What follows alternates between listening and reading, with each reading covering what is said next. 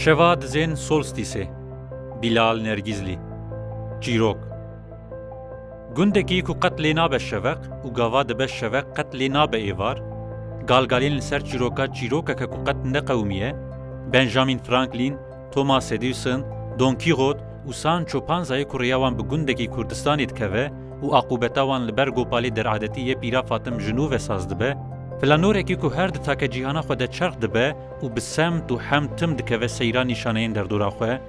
بیرهاتنên zarokekî 1021 salî yê li ber çoka pîraxwe derheqê miriyan û binaxkirinê de,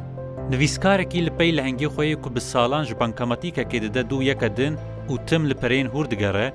nehûrandinên ji ber sa û sawêrekê mayî, mêşeyên ku dawî li desthilata famîlyaya xwe tînin û ew jî bi wan re dicehimin, desteyek çîrokên ku zorê didin aşop û vegeranê ji dengekî nû yê edebiyata me Bilal Nergizlî.